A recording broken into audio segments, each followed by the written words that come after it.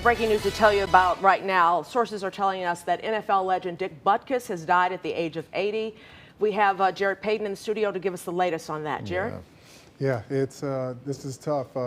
It's one of those moments. NFL football legend Dick Butkus has passed away at the age of 80 today. We are getting sources confirmed to WGN. Butkus, he was a star linebacker at Chicago Vocational High School and a two-time All-American at the University of Illinois, and the Bears drafted Butkus with the number 3 pick in 1965.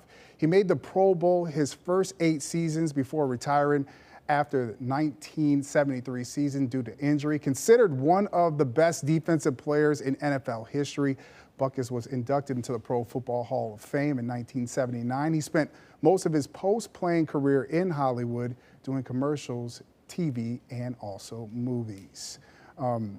Yeah, this is one of those things today that hits me hard. I was driving in, I heard people calling me, asking me if this was true, and trying to do the digging here just to know the person and the man.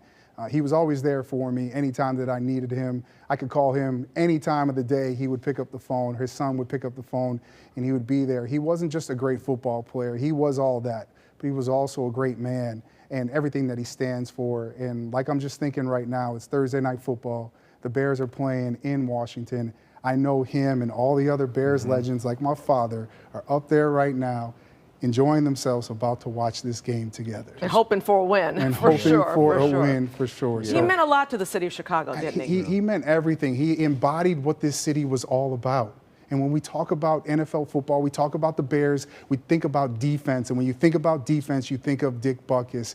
He was one of the greatest ever, and the epitome of Chicago toughness. Yeah. And we got to see him and share stories with him recently as we were looking back on the 75 years of WGN. It was so great to have him be a part of that. I think the cool part was as he grew older, he also got into social media and opened himself up more to people out there to get a chance to know who he was as a person. Man, he was this feared linebacker on the football field, but he was also this sweetheart inside, but he would always tell you the truth. He would never hold back, and I think that's the one of the things that made him so special as a person. What was he like as a guy? I mean, when you talked to him and hung out with him? You know, he would always, you felt that aura of greatness. I think it was his work ethic and the way that he attacked everything on the field. He took that off the field as well in all of his business endeavors, and even trying hard and talking to him and joking to him about his movie career and all that stuff. It was all lighthearted and fun, but he attacked it the same exact way he did the game of football. He loved the city of Chicago, and he connected with fans, and you got the sense whenever you heard him, he was there with you. I mean, you know, a legend like that who was still a human being who just wanted to connect with you. Yeah, and he was always there, being there for the fans and also the players as well. But when you asked him how the Bears were doing, he didn't hold back.